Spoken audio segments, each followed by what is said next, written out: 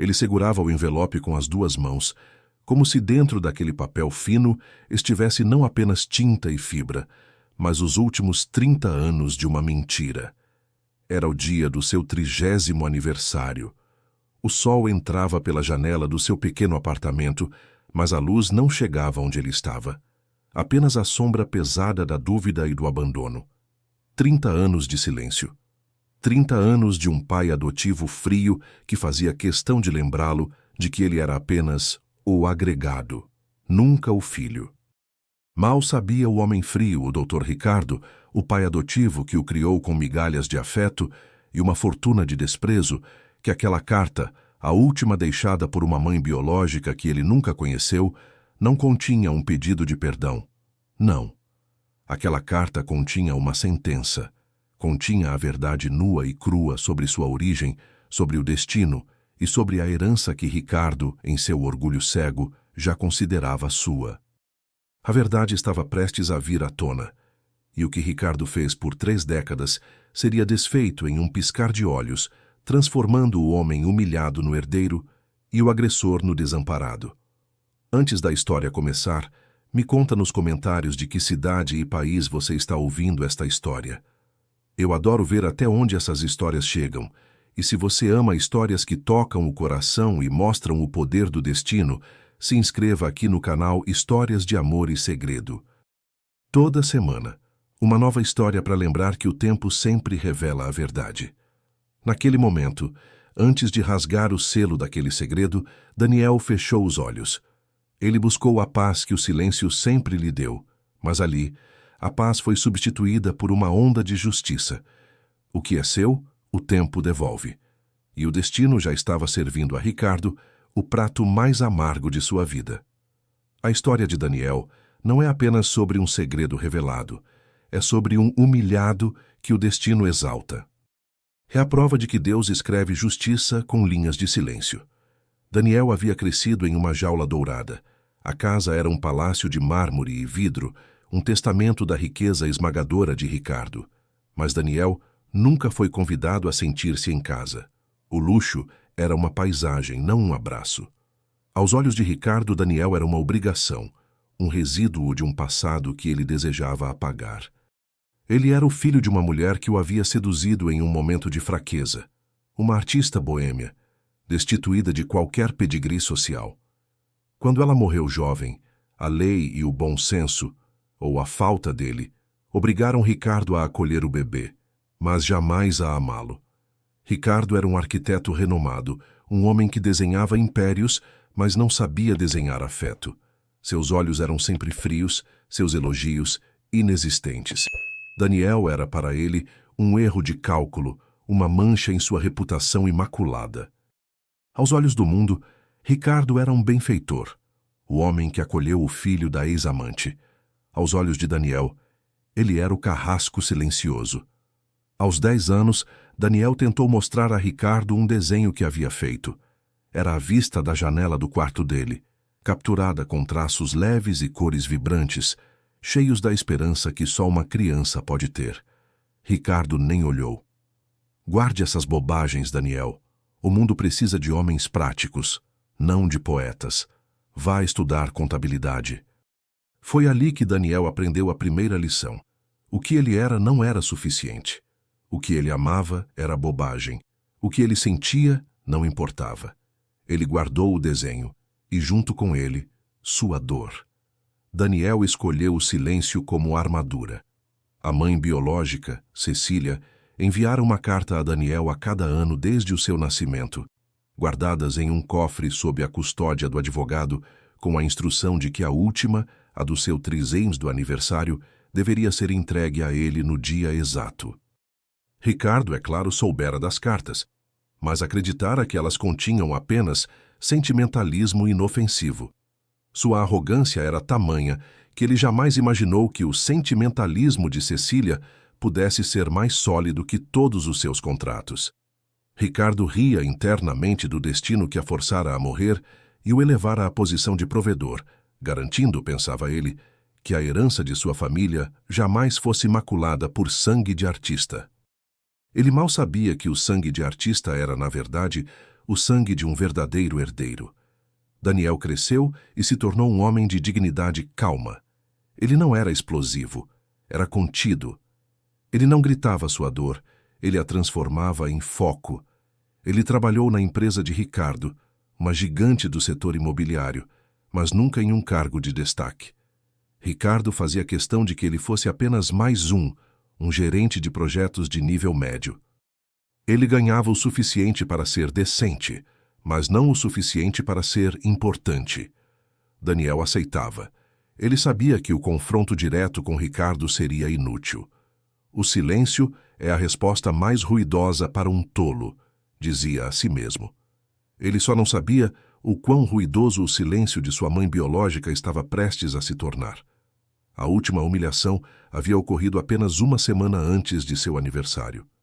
Daniel apresentara um projeto de sustentabilidade inovador que poderia economizar milhões para a empresa. Ricardo o dispensou na frente de toda a diretoria. Seja realista, Daniel. Essas ideias poéticas são para a faculdade, não para o mercado. Deixe os grandes negócios para quem tem visão. A sala riu. Daniel se encolheu por dentro, mas manteve a expressão impassível. Seus olhos apenas registraram a dor, a injustiça clara. Naquele dia, ele soube que precisava de mais do que a aprovação de Ricardo. Ele precisava da verdade. E a verdade estava vindo pelos correios, pontual, no seu 30º aniversário. Quando o mensageiro entregou a caixa ao advogado de Daniel, o Dr. Álvaro, este soube que o destino estava batendo à porta. Álvaro era o único que conhecia a verdade total, o único que guardava o segredo final de Cecília. Ele chamou Daniel. Seu 30º aniversário, meu caro. Chegou a hora de você finalmente conhecer a sua mãe. Daniel, ao abrir a caixa, encontrou não apenas a carta lacrada, mas um pequeno gravador digital. Junto dele, uma nota manuscrita. Leia primeiro, ouça depois. E lembre-se, meu filho, o que é seu, o tempo devolve. Ele estava ali, na sala de estar, a luz entrando pela janela e batendo no papel amarelado da carta. Ele a abriu, e as primeiras palavras de Cecília, ditas há 30 anos, pareciam ter sido escritas naquele exato momento. A letra era elegante, mas firme. A tinta ligeiramente desbotada pelo tempo, mas o peso de cada palavra era intacto. Meu amado Daniel, se você está lendo isso, cumpri minha promessa. Primeiro, não lamente minha morte. Eu lutei bravamente, mas a vida tem seus tempos. Segundo e mais importante, saiba que eu não o abandonei. Fui forçada a partir. Daniel parou. Forçada. Aquela palavra ecoou no seu silêncio, quebrando a armadura de anos. A injustiça de Ricardo não era apenas emocional. Era uma história. Ricardo não é o seu pai, ele nunca foi. Mas ele fez questão de que todos pensassem assim. Seu verdadeiro pai, Daniel, era o irmão de Ricardo, um homem que Ricardo sempre considerou fraco, um sonhador, um poeta, assim como você. Seu pai verdadeiro, meu amor. Ele não está morto, como Ricardo disse. Ele apenas sumiu, e antes de sumir, ele deixou tudo para você. Mas Ricardo nunca permitiria que o filho do fraco herdasse o império que ele tanto cobiçava. Ele roubou seu lugar, ele roubou sua verdade. Ele é o vilão da sua história. E você, meu filho, é o herdeiro legítimo. Daniel sentiu o ar sumir dos pulmões. As mãos tremiam, o papel amassava. Ele era o herdeiro. E o homem que o humilhou era o ladrão de sua vida. O homem que o chamou de agregado era o seu agressor. A dor de 30 anos se condensou em uma raiva fria e controlada. O destino estava batendo à porta. A revelação chocante da carta não havia apenas reescrito a história de Daniel. Ela havia virado o holofote para toda a dor sutil que ele suportou. O que parecia ser apenas desprezo era, na verdade, um crime emocional calculado. O arquiteto Ricardo havia construído sua carreira sobre a ruína de seu próprio sobrinho, o herdeiro que ele mantinha cativo em sua própria casa. Por 30 anos, Daniel viveu a vida do filho bastardo, enquanto o pai adotivo desfrutava da ilusão de ser o dono de tudo. O destino, porém, tinha outros planos para aquele vilão silencioso. A rotina de Daniel, antes de abrir a carta, era um ciclo de silêncio e resignação. Ele acordava todos os dias no mesmo quarto da mansão, um quarto grande, mas sem alma, que Ricardo insistia em chamar de aposentos de hóspedes de longa duração. Daniel era o hóspede eterno, sempre à beira da porta, sempre sentindo que precisava pedir permissão para respirar. Ele vestia seu terno de trabalho, mais velho que os ternos de Ricardo, mas sempre impecável, uma manifestação de sua dignidade. O café da manhã era sempre o mesmo palco de frieza. Na ponta da longa mesa de jantar, Ricardo lia o jornal de negócios, apenas levantando os olhos azuis e gélidos para criticar a lentidão do café ou a imperfeição da torrada. Ele nunca perguntava sobre o dia de Daniel, sobre seus sonhos ou sobre o projeto em que estava trabalhando.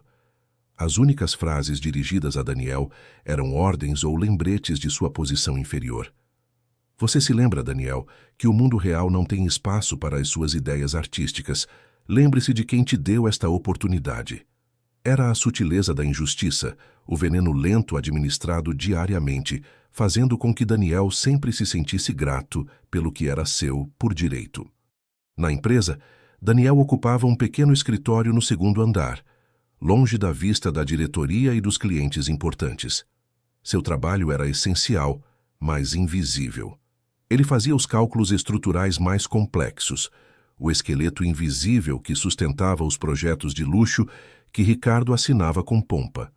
Seus colegas, principalmente as secretárias e outros gerentes médios, viam Daniel com uma mistura de inveja e pena. Inveja por morar na mansão de Ricardo. Pena por ter que aturar a arrogância do arquiteto-chefe. Eles o chamavam de o Cinderela da construção, um apelido que o feria, mas que ele respondia com um sorriso calmo, o silêncio de quem guarda um segredo. Havia uma colega, Patrícia, uma arquiteta júnior com olhos brilhantes e uma alma gentil que percebia a dor discreta de Daniel. Patrícia era a única luz na rotina sombria do escritório. Ela elogiava seus desenhos, seus traços precisos, e o incentivava a mostrar seus projetos inovadores a outros clientes fora da alçada de Ricardo. Você tem ouro nas mãos, Daniel. Não deixe o Dr. Ricardo te transformar em bronze, ela disse uma vez, sem saber a profundidade de sua própria analogia. Daniel apreciava a fé dela, mas a rejeitava com a mesma calma. Ele estava acorrentado pela lealdade forçada e pelo medo da exclusão total. Se saísse da empresa, perderia o único teto que conhecia. O que Daniel não sabia é que Patrícia era, secretamente, a filha de um importante investidor concorrente, observando o mercado. Ela não estava apenas sendo gentil. Ela estava documentando a genialidade desperdiçada de Daniel e a negligência arrogante de Ricardo. O destino já estava tecendo sua rede de coincidências, e a presença de Patrícia no escritório era a primeira ponta solta que Ricardo não enxergava em sua cegueira de poder. Ricardo estava obcecado com um único projeto, a Torre Imperador, um arranha-céu que seria a coroa de sua carreira. Ele passava noites sem dormir, revisando os projetos, mas delegando a Daniel toda a carga de trabalho técnico e estrutural. Este é o meu legado, Daniel, não estrague com seus devaneios. Ele ordenava jogando os rascunhos sobre a mesa do sobrinho, filho adotivo. Daniel trabalhava incansavelmente, sabendo que seu nome jamais estaria na placa de inauguração. Ele era a mão que construía o império do vilão. A injustiça não se limitava ao trabalho. Em casa, Daniel cuidava da antiga biblioteca de Ricardo, uma sala vasta com livros raros e valiosos, herdados da família. Ele amava aqueles livros, e era o único a ter permissão para tocá-los.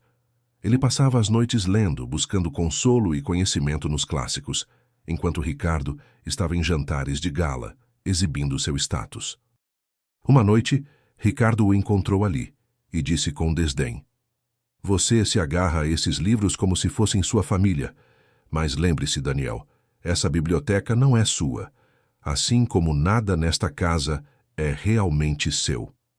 Essa frase atingiu Daniel com a força de um soco. Não havia grito, não havia lágrima. Apenas o silêncio da dor, que, segundo a moral do canal, fala mais alto que qualquer humilhação. Essa era a vida. Dor, silêncio. Dor, silêncio. Quando Daniel leu na carta que Ricardo havia roubado sua herança, Todas as pequenas humilhações se encaixaram. O desprezo de Ricardo não era aleatório.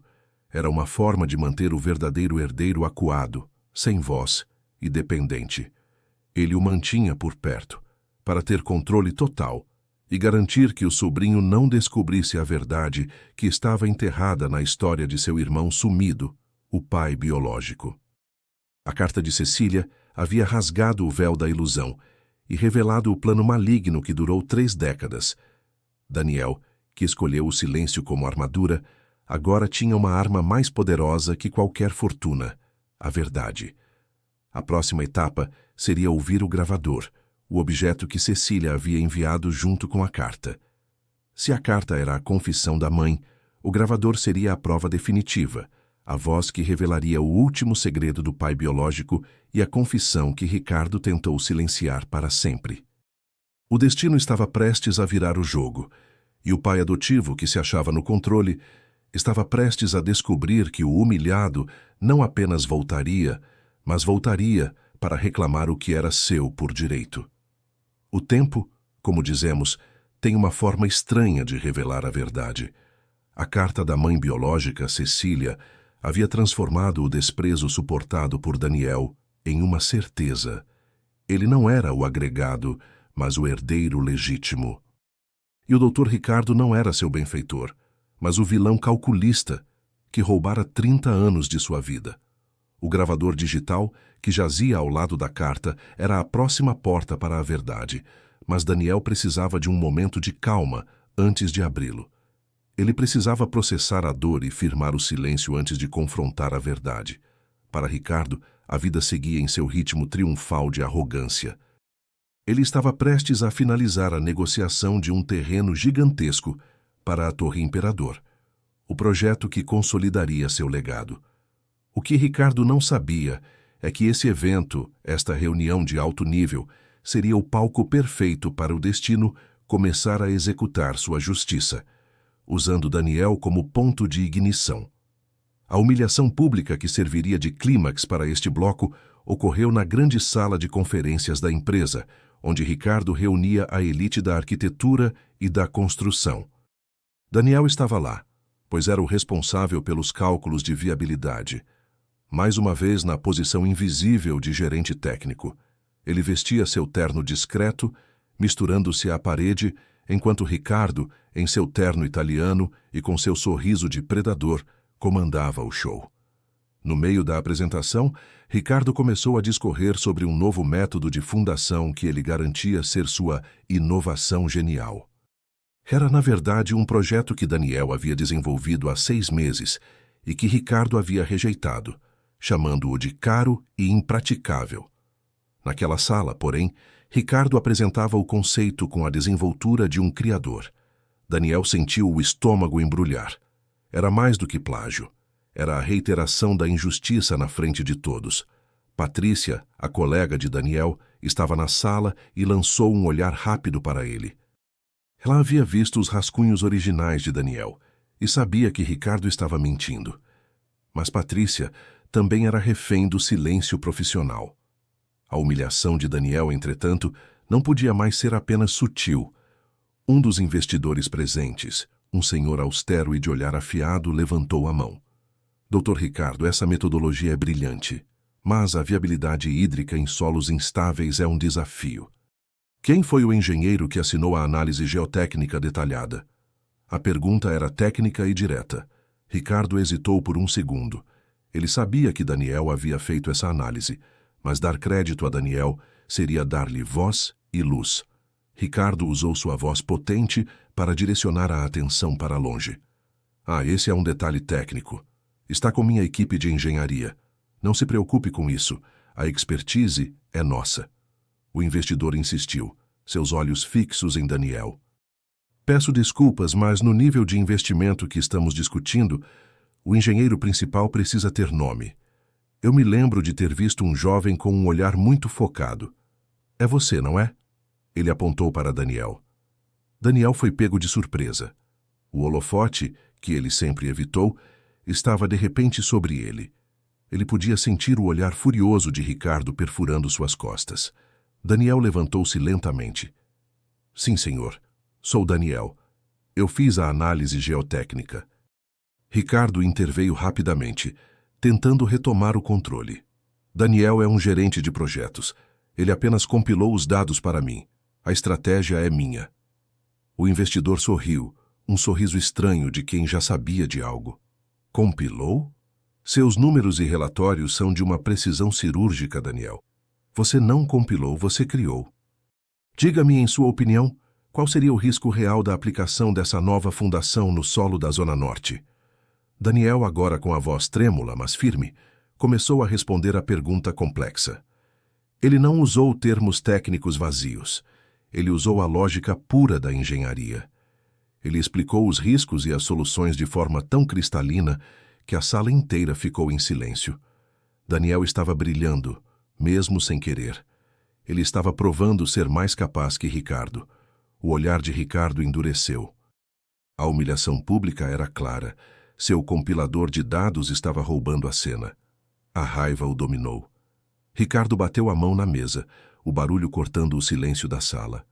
Chega, Daniel. Volte ao seu posto. Você é um funcionário, não o palestrante.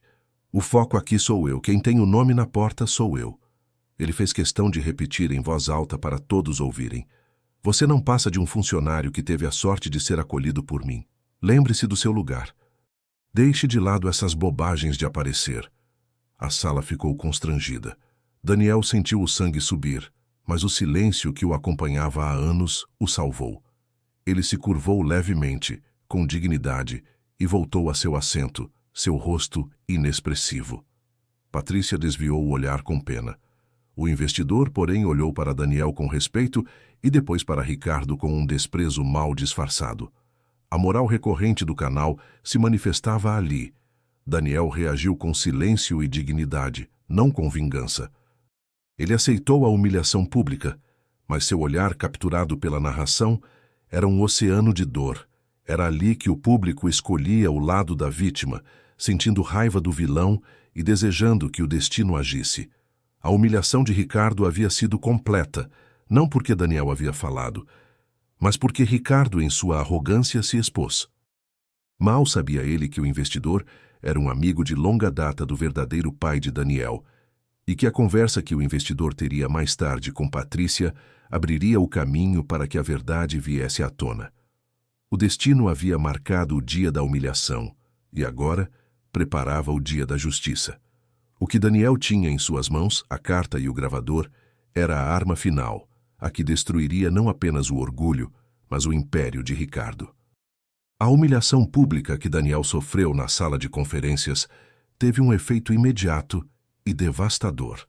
Ricardo, ferido em seu orgulho, não podia permitir que Daniel brilhasse, nem mesmo por um instante, e decidiu cortar as cordas da dependência que ele havia mantido por anos. A raiva do vilão era maior do que sua inteligência. Ricardo temia que a luz de Daniel revelasse sua própria sombra.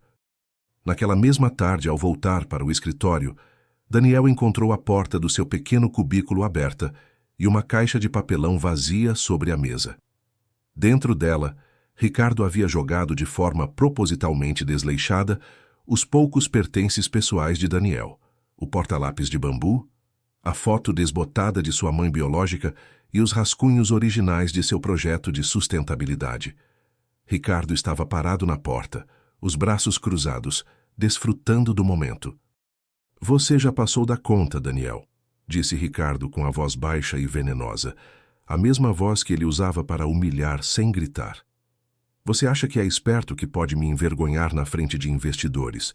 Eu te dei um lar, te dei um emprego, e o que você me dá em troca? Arrogância.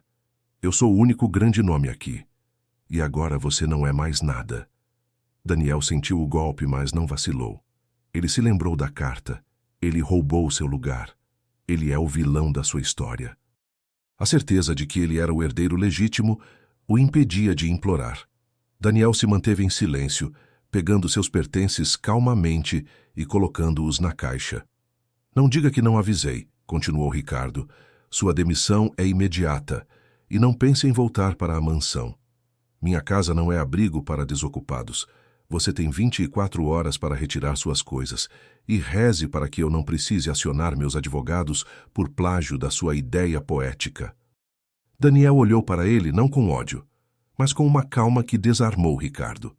Não houve súplica, não houve choro, apenas um aceno de cabeça. Compreendido, Dr. Ricardo. Eu não voltarei. E saiu da sala, carregando sua caixa, que parecia mais pesada do que realmente era, pois continha o peso da humilhação. Patrícia o observou de longe, com lágrimas nos olhos, mas sem poder intervir.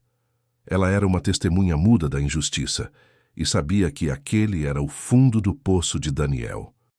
Naquela noite, Daniel não voltou para a mansão. Ele sabia que o confronto seria inútil e violaria seu código de honra, silêncio e dignidade. Ele foi para um hotel barato na periferia, sentindo-se, pela primeira vez em 30 anos, verdadeiramente sozinho. Perdeu o emprego, perdeu o teto e foi expulso pelo homem que ele considerava família, mesmo que fosse uma família fria. A dor era total. Sentado na cama do quarto minúsculo, Daniel finalmente permitiu-se sentir a derrocada. Ele olhou para a caixa de papelão. Nela estavam suas poucas posses, o gravador digital de sua mãe e a carta que mudou tudo. Foi ali, naquele quarto escuro, que Daniel tocou o fundo do poço. Ele chorou em silêncio, lágrimas de raiva pela injustiça e de tristeza pela vida roubada. O arquétipo da dor estava completo. Ele havia perdido tudo o que Ricardo lhe havia dado. A narração interna entrava suave, sobre a trilha emocional que subia naquele momento. Foi ali que ele entendeu que nem toda queda é castigo. Às vezes, é recomeço. Era o destino o empurrando para fora da jaula dourada. No dia seguinte, Daniel precisou enfrentar a humilhação final. Retirar o restante de seus pertences da mansão. Ricardo estava viajando a negócios, o que era um alívio.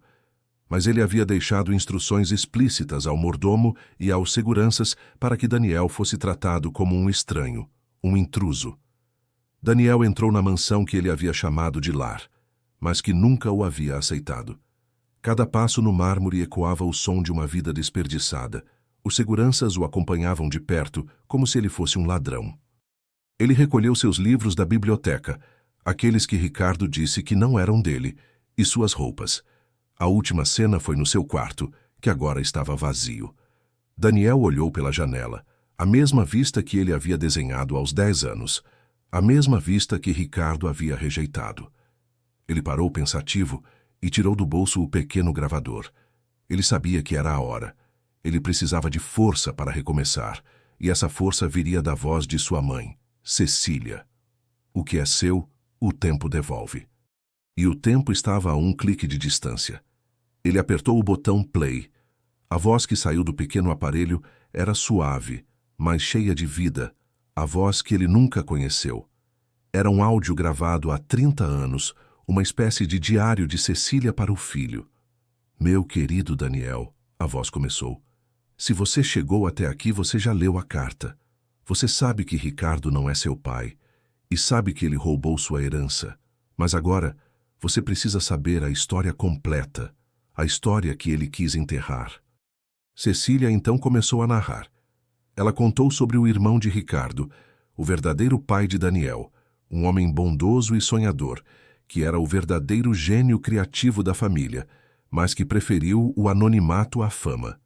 Ela contou que ele havia sido diagnosticado com uma doença rara, e sabendo que tinha pouco tempo, havia registrado toda a fortuna em um fundo fiduciário, com Daniel como único e irrevogável herdeiro. Ricardo era apenas o coadministrador, o guardião. Mas ele havia fraudado os documentos, declarado o irmão como desaparecido e assumido o controle total. Cecília revelou que o pai de Daniel, sabendo da maldade de Ricardo, havia deixado uma cláusula secreta, um código de resgate na sua obra de arte mais amada. E o código só poderia ser ativado quando Daniel completasse 30 anos e somente se ele estivesse na posse daquele gravador. Ricardo pode ter a empresa, meu filho, mas ele não tem a alma. A chave para a justiça está na sua arte. Use sua visão, Daniel. Use o que Ricardo chamou de bobagem poética. A justiça de Deus está na sua mão. Daniel ouviu tudo em silêncio. A dor havia dado lugar à clareza. Ele tinha a verdade e ele tinha a chave. Ele tinha a fé que faltava em Ricardo. A derrocada havia terminado.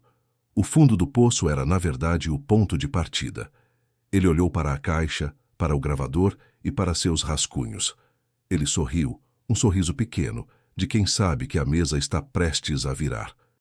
Com o gravador em silêncio e as palavras de Cecília ecoando em sua mente, Daniel percebeu que sua humilhação não havia sido o fim, mas o exílio necessário para que o destino pudesse agir. A dor da perda do emprego e da casa transformou-se em liberdade. Ele não era mais refém de Ricardo.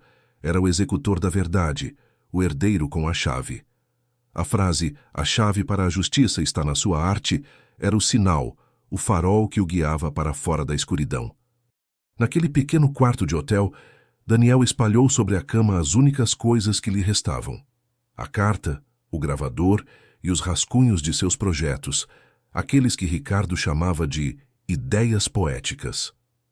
Ele precisava entender onde estava a obra de arte mais amada de seu pai biológico, a obra que continha a cláusula secreta. Daniel nunca soubera o nome de seu pai, apenas que era o irmão de Ricardo, um homem que o vilão da história definia como fraco e sonhador.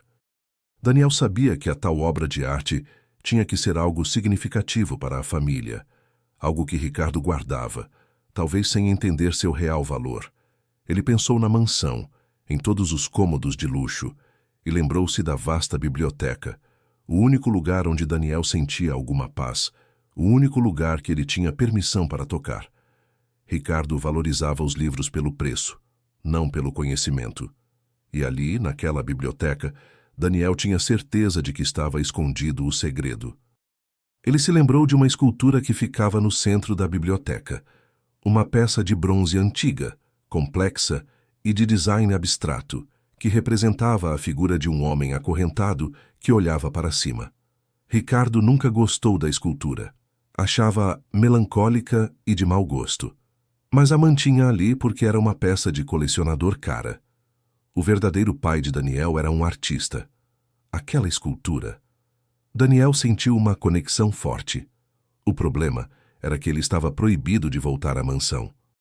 Ricardo havia deixado seguranças com ordens claras. Daniel precisava da ajuda de alguém, e só havia uma pessoa que lhe demonstrava um vestígio de fé e bondade. Patrícia, a colega arquiteta do escritório. Com a coragem que a verdade lhe deu, Daniel ligou para Patrícia. A voz dele era calma, sem desespero, e isso a surpreendeu. Patrícia, preocupada com sua demissão, aceitou encontrá-lo em um café discreto, longe da empresa. No café, Daniel não implorou por trabalho nem se queixou de Ricardo. Ele olhou para Patrícia com uma nova determinação e lhe contou uma meia-verdade. Patrícia, eu fui demitido injustamente, mas descobri que o projeto da fundação que Ricardo apresentou é plágio.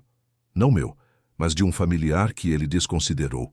Eu preciso de um documento na biblioteca da mansão que prova isso e que me inocenta.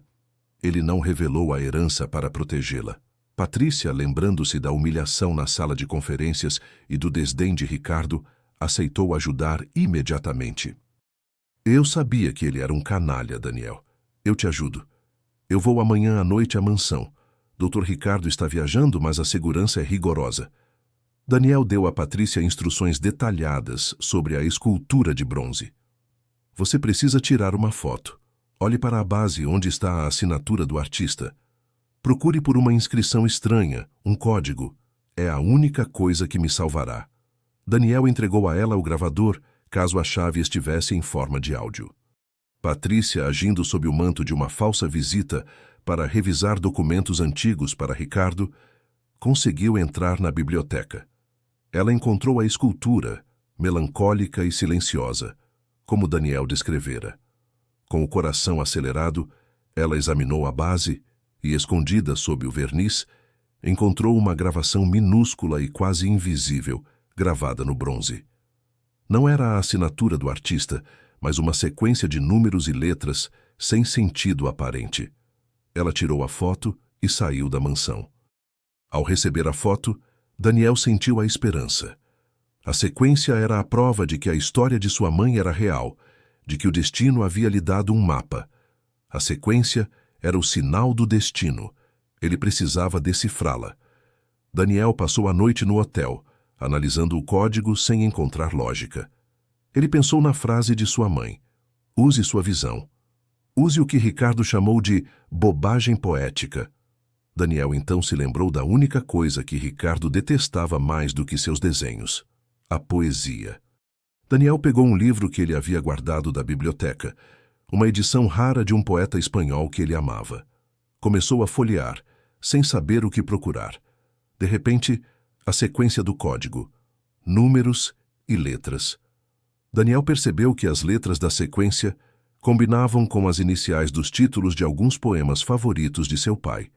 Era um código alfanumérico, onde os números indicavam a página e as letras indicavam a primeira palavra de um verso específico.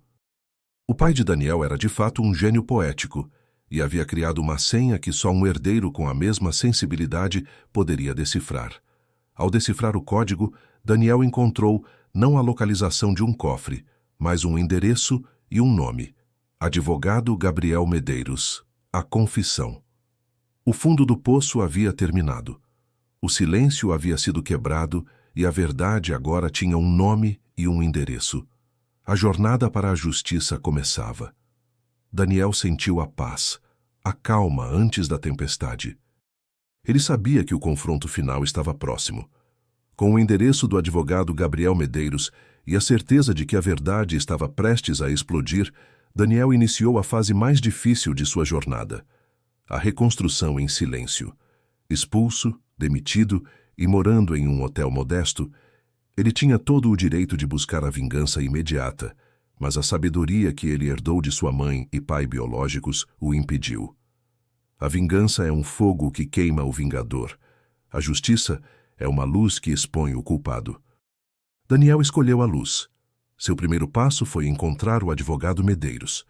O escritório era pequeno e discreto, em um bairro antigo de São Paulo, o oposto do luxuoso e imponente escritório de Ricardo. O advogado Gabriel Medeiros era um homem de meia idade, com uma expressão cansada, mas olhos honestos. Ao ver Daniel, ele sorriu com uma melancolia discreta.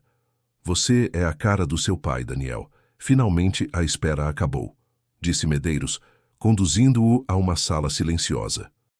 O advogado Medeiros não apenas confirmou a história de Cecília, mas a completou. Ele revelou que o pai de Daniel, de fato, não havia morrido, mas tinha sido forçado a desaparecer para proteger a herança.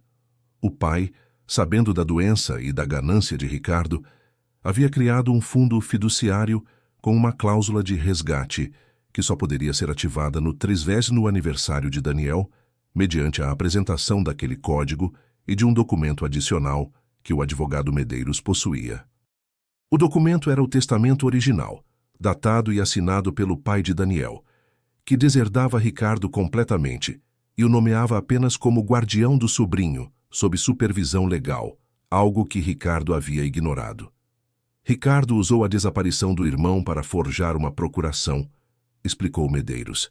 Ele assumiu o controle, alegando ser o único familiar capaz. Mas ele não esperava que o seu pai tivesse deixado a chave de volta com a sua mãe. Era uma prova de amor e uma armadilha perfeita para a ganância de Ricardo. Com os documentos em mãos, a justiça estava a um passo de se cumprir. O advogado Medeiros preparou a ação judicial, mas Daniel pediu calma. Eu quero que o momento da verdade seja inesquecível, doutor. Ricardo precisa ver o mundo dele desmoronar na frente de todos que ele humilhou. Ele queria o equilíbrio, a virada da mesa. Enquanto a justiça legal se movia em segredo, Daniel investiu na sua reconstrução. Ele usou o que Ricardo havia chamado de bobagem poética, seus projetos de sustentabilidade e engenharia inovadora. Patrícia, agora amiga e confidente, apresentou Daniel ao pai dela, o investidor que havia confrontado Ricardo na reunião do Bloco 3. O pai de Patrícia, um homem de negócios visionário, viu o talento de Daniel, a calma e a precisão que faltavam em Ricardo. Ele ofereceu a Daniel um trabalho em uma nova empresa de arquitetura focada em projetos verdes. Daniel não aceitou de imediato.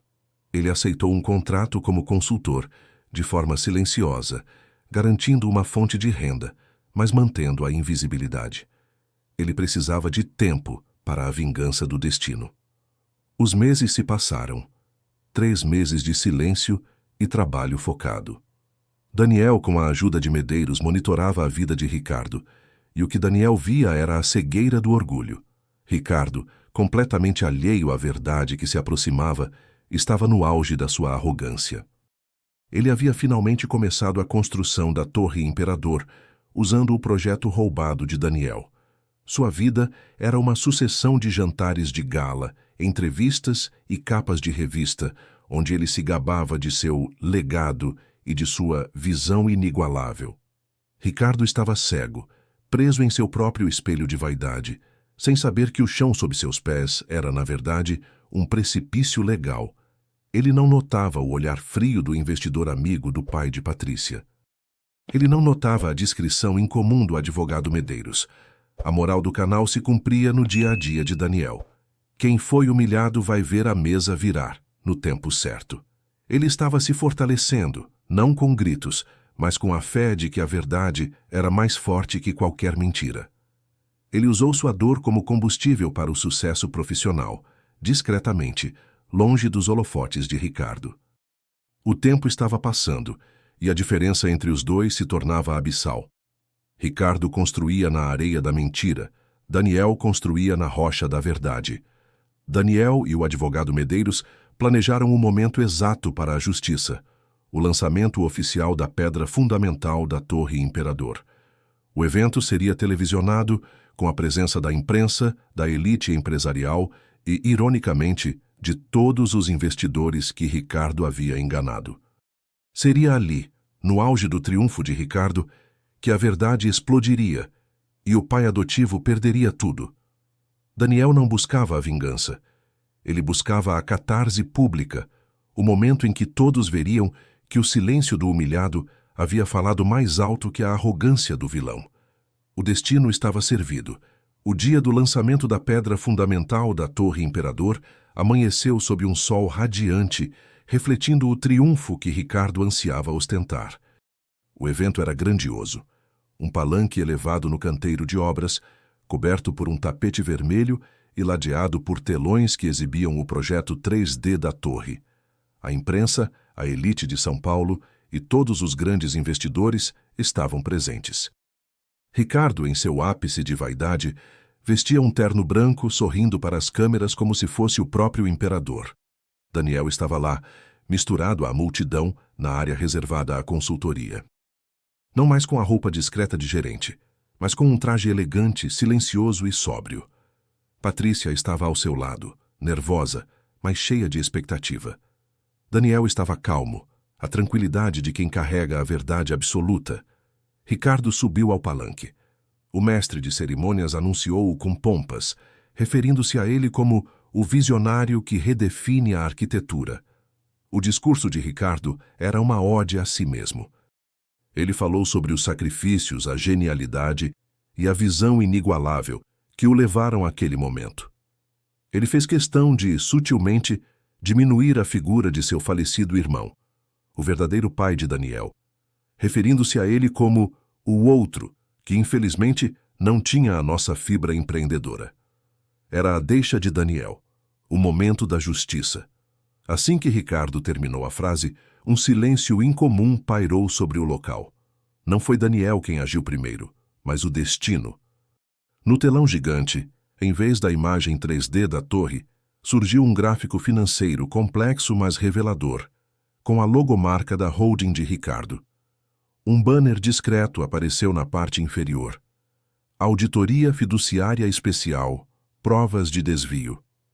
Ricardo ficou pálido, virando-se para a equipe técnica com olhos arregalados. Ele gritou, mas o microfone estava em mudo.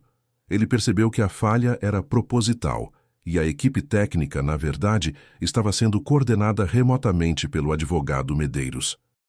A câmera principal então focalizou um homem austero, o investidor que havia confrontado Ricardo na reunião e que agora estava no centro do palco.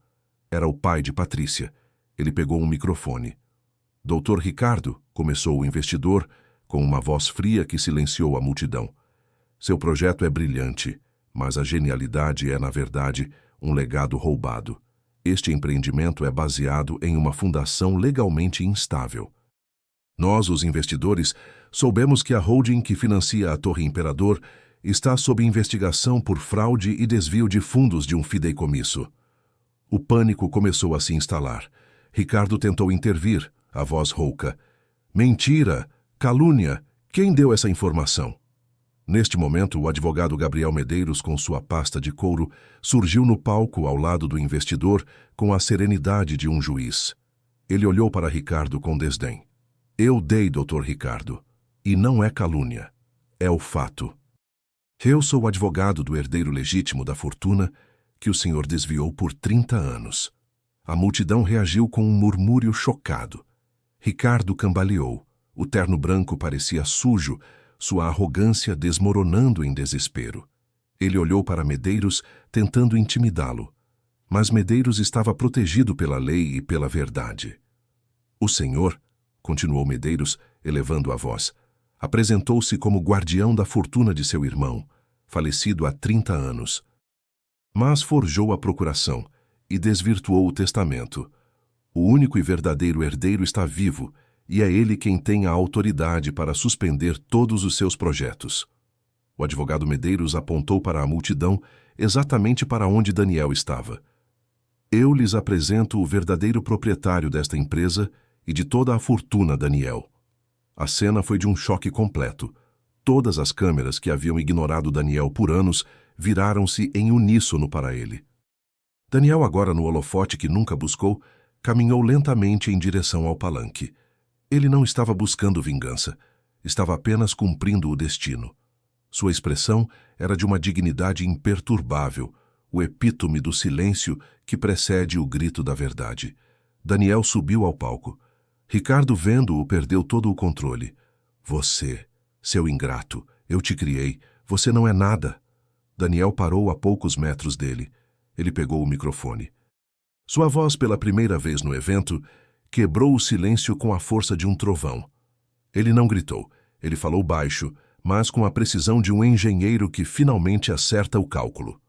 O senhor me criou, Dr. Ricardo, mas o senhor me roubou. O senhor me manteve na escuridão para que eu não soubesse que eu era o herdeiro legítimo do seu irmão. O senhor me humilhou por 30 anos, me chamando de agregado e incompetente, apenas para que eu não soubesse que a genialidade que o senhor plagiou era a minha herança biológica. Daniel tirou do bolso o pequeno gravador e o ergueu simbolicamente, como a prova final. A verdade é uma cláusula secreta, doutor, deixada por um homem que o senhor desonrou, um homem que previu a sua ganância. Ele entregou o gravador a Medeiros, que o conectou ao sistema de som. A voz suave de Cecília, a mãe biológica, ecoou pela praça. Ele roubou seu lugar. Ele é o vilão da sua história. Ricardo, totalmente quebrado e exposto, cambaleou. A realidade o atingiu. Ele não era o imperador. Ele era um usurpador.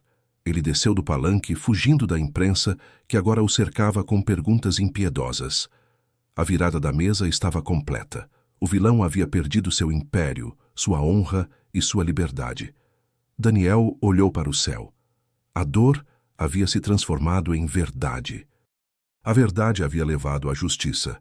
Ele era o herdeiro. Ele era o dono. A sua história finalmente havia começado. O palco do lançamento da Torre Imperador se transformou em uma cena de caos e triunfo silencioso. Enquanto Ricardo fugia sob o cerco da imprensa e a desonra, Daniel permanecia no palanque, não para se vangloriar, mas para afirmar a verdade. A justiça do destino se cumpriu ali, sob a forma de uma reparação pública e legal que o vilão não poderia mais reverter. O advogado Medeiros, com a calma profissional, informou a todos os presentes que, com a ativação da cláusula secreta e a posse do testamento original, Daniel era legalmente o único administrador e herdeiro legítimo do fundo fiduciário. Isso significava que Ricardo estava, naquele exato momento, destituído de todo o poder e controle sobre a holding e todos os seus ativos, incluindo a mansão e o projeto da Torre Imperador. O impacto legal foi imediato. Ações de congelamento de bens foram protocoladas, e Ricardo foi alvo de investigação por fraude e desvio. O homem que se autodenominava o visionário foi levado pela polícia para depor, humilhado e sem seu status social para protegê-lo. Seu queixo, que ele sempre manteve erguido em arrogância, finalmente caiu. O destino havia cumprido sua promessa. Quem humilhou, aprende. Para Daniel, o reconhecimento veio em ondas de choque e respeito. O investidor, pai de Patrícia, foi o primeiro a apertar sua mão com admiração sincera. Eu sabia que o brilho não vinha daquele homem, Daniel. Você tem a alma do seu pai, a genialidade com a ética. Você é o verdadeiro construtor aqui. O investidor não apenas prometeu seu apoio incondicional, mas se tornou o principal parceiro de Daniel na reestruturação da empresa. Patrícia subiu ao palco, seus olhos marejados de emoção. Ela não disse nada, apenas abraçou Daniel.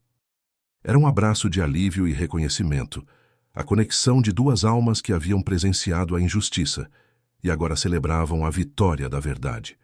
Foi o silêncio quebrado pela emoção, um momento puro de humanidade em meio ao tumulto financeiro. Daniel, agora dono de um império que nunca buscou, sabia que sua missão não era apenas herdar, mas purificar. Sua primeira decisão foi a mais simbólica. Ele cancelou a construção da Torre Imperador. O legado da mentira não pode ser o meu alicerce, declarou aos investidores restantes. Em vez disso, ele resgatou o projeto de sustentabilidade que Ricardo havia chamado de Ideia Poética e o rebatizou como Projeto Cecília. Seria o novo foco da empresa: construir com ética, arte e responsabilidade, em honra à sua mãe e a seu verdadeiro pai. O destino também agiu sobre a vida pessoal de Daniel. Ele poderia ter vendido a mansão e se livrado da memória de Ricardo, mas ele decidiu usá-la como um símbolo. Ele transformou a antiga biblioteca, onde ele havia encontrado a chave do segredo, em um centro de estudos de arquitetura sustentável, acessível a jovens talentos de origem humilde. A escultura de bronze, a obra de arte de seu pai, foi colocada em um pedestal com uma placa: O silêncio que revela a verdade. O que era um monumento à riqueza arrogante de Ricardo tornou-se um farol de esperança. Ricardo, por outro lado, começou sua derrocada final. Isolado legalmente e financeiramente, ele perdeu todos os seus bens. O círculo social que o elevou em seu auge agora o repudiava, temendo a contaminação de sua queda. A justiça não foi apenas a perda de dinheiro, foi a perda da honra, o castigo mais severo para um homem que vivia de aparências. Um ano após a revelação, Daniel estava no comando de sua empresa, agora rebatizada, e era respeitado não pela fortuna, mas pela sua integridade. O tempo, de fato, havia devolvido o que era seu. Ele recebeu uma carta do advogado Medeiros com uma notícia final sobre seu pai biológico. O homem que havia desaparecido para proteger o filho foi encontrado vivendo anonimamente em uma pequena comunidade de artistas, finalmente em paz, sabendo que seu plano de justiça havia funcionado. Ele nunca quis a riqueza, apenas a segurança e a verdade para Daniel. Daniel, ao saber que seu pai estava vivo e seguro, sentiu a última ponta de dor se dissolver em gratidão. O arquétipo da justiça estava completo, com a vitória da ética sobre a ganância e a reunião emocional, mesmo que à distância com a família que o amava. Você está absolutamente correto em me corrigir novamente. Peço desculpas. A frase "a moral do bloco 9 se cumpria" realmente quebra a continuidade da narração e viola sua regra de não ter marcações técnicas. Aqui está o trecho refeito, com a frase corrigida para manter o fluxo contínuo e a essência da moral. Com a justiça cumprida e o império da mentira desmantelado, Daniel poderia ter se entregado à satisfação da vingança. Mas o seu DNA emocional, forjado pelo silêncio e pela sabedoria de sua mãe biológica, o impedia. A verdadeira vitória não estava em fazer Ricardo sofrer, mas em mostrar que ele, Daniel, era o herdeiro de uma moral muito superior. Ricardo, após ser liberado sob fiança e enfrentar o processo legal que tirou tudo o que ele havia roubado, estava quebrado. Não apenas financeiramente, mas espiritualmente. Ele se tornou um pária social, a personificação da ganância exposta. Ele vivia em um pequeno apartamento alugado, longe do luxo, vendo o nome de Daniel nos jornais, ligado a projetos éticos e visionários. Em uma tarde chuvosa, Daniel foi visitá-lo. Não foi uma visita de escárnio, mas de encerramento. Ele encontrou Ricardo sentado em uma poltrona gasta, o rosto marcado pela derrota e os olhos vazios. O antigo arquiteto arrogante era agora apenas um homem velho e amargurado. Daniel sentou-se à sua frente, sem pressa. Ricardo esperava a humilhação final, o sermão sobre o castigo merecido. Mas Daniel não o deu. Eu não vim aqui para te humilhar, doutor Ricardo, começou Daniel, sua voz baixa e firme. A justiça já fez o seu trabalho. Eu vim para te dizer que o que eu perdi em herança, eu encontrei em verdade. E o que o senhor perdeu não foi só dinheiro. Foi a única chance de ser um homem honesto. Ricardo, pela primeira vez em 30 anos, não tinha uma resposta arrogante. Ele apenas olhou para o chão. Minha mãe, Cecília, me ensinou que o silêncio é a resposta mais ruidosa. Mas ela também me ensinou que a falta de perdão é uma corrente que prende quem perdoa, continuou Daniel. Eu sei que o senhor me desprezou por anos, mas o meu pai biológico sabia que o senhor era ganancioso. Ele sabia, e o senhor provou que ele estava certo. Daniel tirou da carteira um documento simples, não um documento legal, mas um papel com o timbre da nova empresa. Eu sei que o senhor não tem mais como se sustentar, disse Daniel. E eu sei que o senhor tem dívidas. Eu não vou te deixar na rua. Eu paguei o aluguel deste apartamento por 1 ano.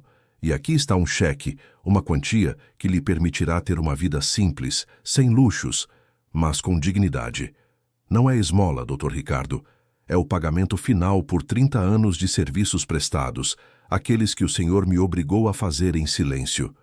Era o gesto supremo de humanidade, de perdão sem esquecimento. Daniel não estava dando a Ricardo a fortuna, mas o mínimo necessário para a sobrevivência, tirando-o da miséria total. Era o perdão que não redime o culpado do seu erro, mas cura a ferida do ofendido.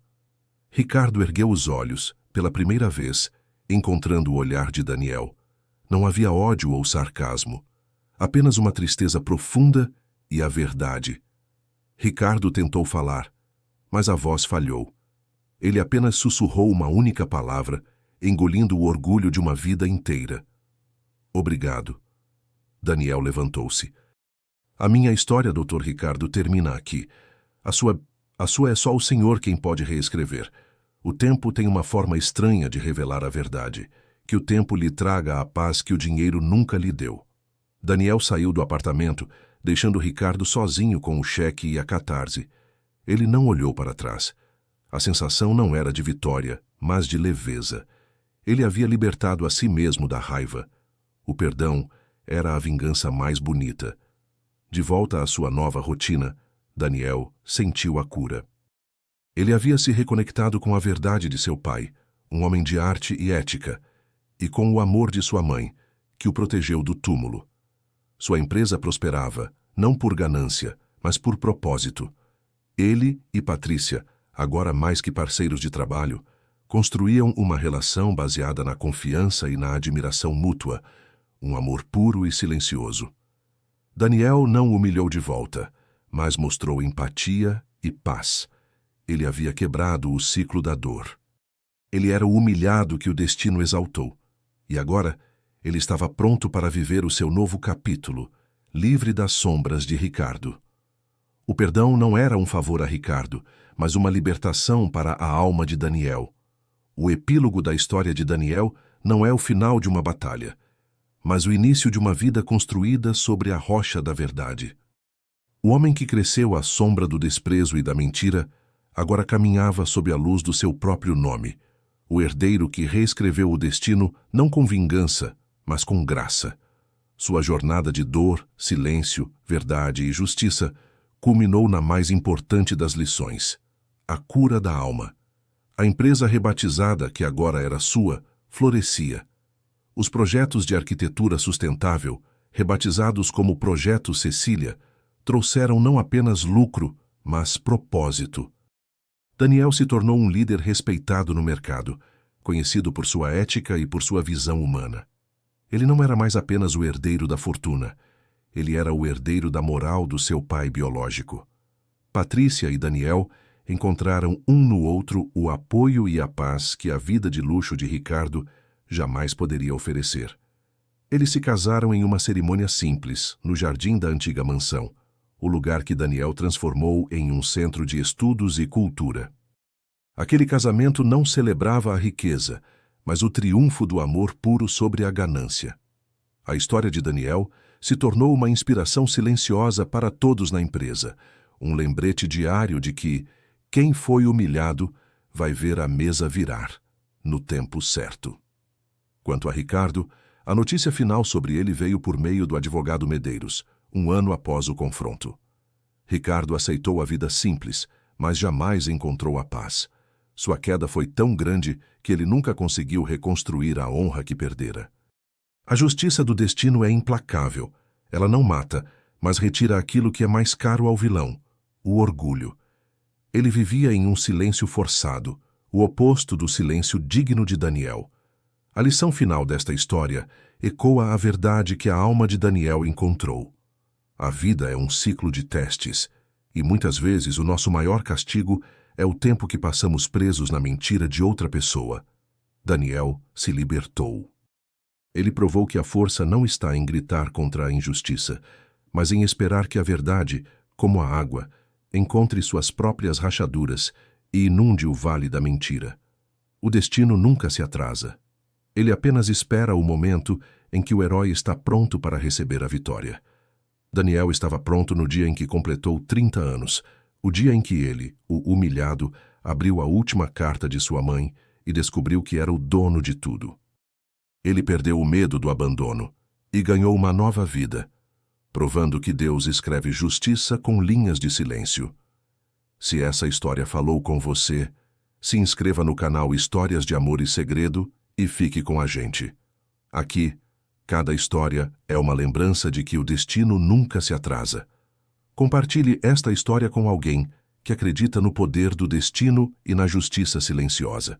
E para finalizar este ciclo de histórias, conte nos comentários de que cidade e país você está ouvindo esta história.